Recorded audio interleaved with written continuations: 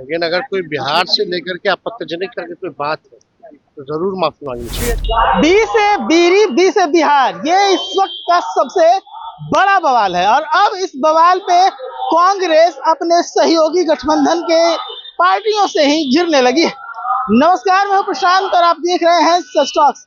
देखिए, केरल कांग्रेस के social media handle पे एक पोस्ट डाला गया था। ये पोस्ट दरअसल जीएसटी में जो रेट लिस्ट बदला है इसको लेकर है।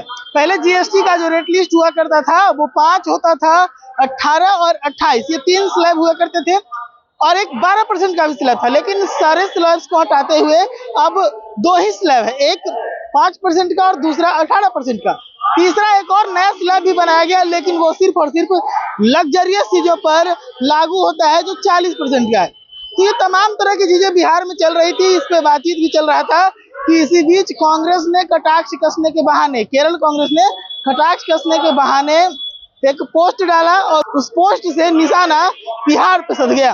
दरअसल उस पोस्ट में लिखा हुआ था बी से बिहार, बी से बीड़ी।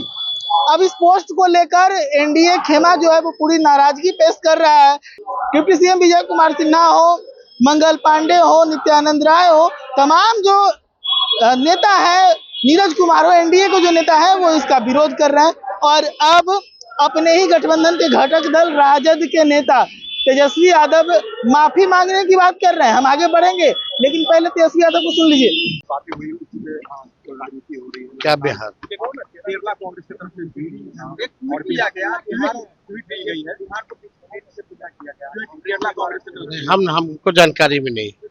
कांग्रेस से आलोचना बीजेपी के लोगों ने कहा कि अगर इस तरह की बात है तो माफी मांगनी चाहिए और तुरंत इसको खत्म करना चाहिए। अगर हम देखे नहीं है तो प्रतिक्रिया नहीं दे सकते, लेकिन अगर कोई बिहार से लेकर के आपत्तिजनक करके कोई बात है तो जरूर माफी मांगनी चाहिए। रिफॉर्म में सर बदलाव किए गए हैं। तो अभी आप सुन रहे थे तेजस्वी यादव को, वो सीधे तौर पे कह रहे हैं कि हमें इस घटना का संज्ञान तो नहीं है, लेकिन अगर बिहार से जुड़ा हुआ कुछ ऐसा हुआ है तो निश्चित तौर पर माफी मांगनी चाहिए। एक बार फिर से कोट कर रहा हूं, निश्चित तौर पर माफी मांग रहे हैं। यानी कि अगर बिहार पे सवाल उठा तो तेजस्वी अब कांग्रेस को आंख दिखाएंगे। हालांकि वो डिफेंस भी दे रहे हैं कि हमें इस मामले की जानकारी नहीं है, लेकिन साथ ही घेराव भी कर रहे हैं कि अगर ऐसा कुछ हुआ तो माफी तो कांग्रेस को मांगनी ही पड़ेगी।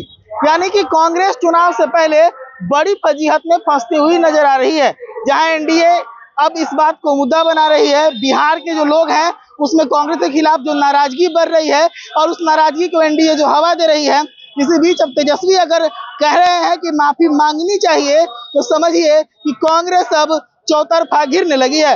विपक्ष का काम है मुद्दों पर घेरना अपने विरोधी को, लेकिन जब गठबंधन के नेता अगर घेरने लगे तो ये मान लेना चाहिए कि गलती हुई है। तो देखने वाली बात होगी कि क्या बिहार में जो चुनाव है उससे पहले कांग्रेस माफी मांगती है या कांग्रेस माफी नहीं मांगती। कांग्रेस माफी मांगती है तो क्या बिहार के लोग माफ करेंगे? क्योंकि ऐसा पहली बार नहीं हुआ, बार बार होता रहा है। बिहार को गाली देने वालों को वोटर अधिकार यात्रा में भी महागठबंधन के नेताओं के द्वारा घुमाया गया है। इस बात को अभी हवा ही दिया जा रहा था कि एक बार फिर से कांग्रेस के पेज से इस तरह का हमला कहीं ना कहीं बिहार की अस्मिता को तार तार करता है। अब देखने वाली बात है कि इसका जवाब बिहार के राजनीतिक घरानों के लोग और बिहार की जनता कैसे देती है। सच टॉक्स के लिए पटना से प्रशांत कुमार।